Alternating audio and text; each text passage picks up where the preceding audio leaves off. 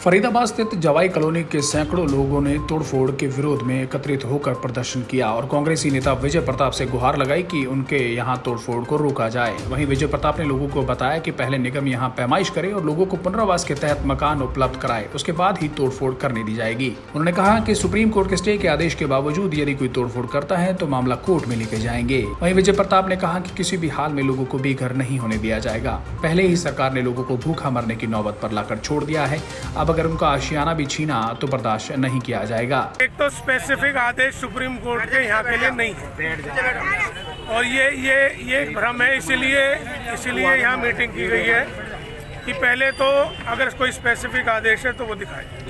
दूसरा, जवाई कॉलोनी और बड़कल के लोगों ने म्यूनिसिपल कमिश्नर को एक एप्लीकेशन दी है कि भाई हमारा जो इलाका है ये बड़कल का है और बड़कल की जो मलकियत है पहाड़, गैर मुमकिन पहाड़, वो हाई कोर्ट में उसका मलकियत का केस चल रहा है और उसमें गांव वालों के हक में, मालिकों के हक में स्टे है, जो उसमें सरकार और म्यूनिसिपल कॉरपोरेशन इंटरफेयर नहीं करेगी। तो जब स्टे चल रहा है और बड़कल की पैमाइश में आता है तो इस पर तो कार्रवाई वैसे भी नहीं। तो पहले हमने कहा है कि आप हमें पैमाइश करके दो और पैमाइश के लिए मेरे ख्याल से तो वहाँ से प्रेषित हो चुकी है।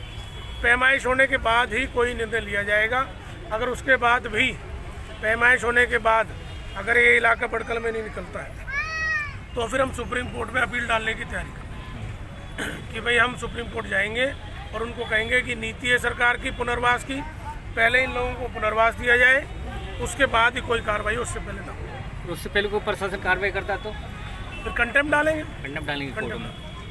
हम उस प्रशासन के खिलाफ फिर सुप्रीम कोर्ट में कंटेम्प्ट और शांतिपूर्वक विरोध करेंगे। शांतिपूर्वक। हाँ, कोई मैं सबसे अपील करता हूँ कि भाई ये लोगों के अस्तित्व का, उनके जीवन का, उनके बच्चों के, उनके भविष्य का सवाल है।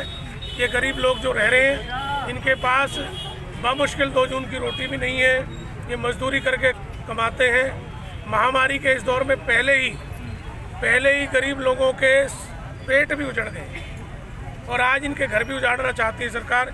ये गलत है। सरकार ने पक्ष रखना चाहिए था कि भाई हम पुनर्वास देंगे, लेकिन गरीबों के लिए सरकार की कोई नीति नहीं। तो गरीब लोग हैं, किस तरह से सुप्रीम कोर्ट में अपना केस? नहीं, मैं लड़ूंगा इनका केस मैं लड़ूंगा और इनको हक दिलाने के लिए जो भी लड़ाई है मैं लड़ूंगा, लेकिन मैं सबसे ये कहूँगा भाई अपना हक मांगो शांतिपूर्वक। तोड़फोड़ अगर बाई चांस यहाँ पे होती है तो इनको पुनर्वास की व्यवस्था सरकार से कहेंगे आप इनको? मैं तो पहले ही कह रहा हूँ तोड़फोड़ नहीं होना चाहिए, पहले पुनर्वास के बगैर तोड़फोड़ नहीं होनी चाहिए। मैं इस बात पे आमाद हूँ। फरीदाबाद से राजेंद्र दैया की रिपोर्ट।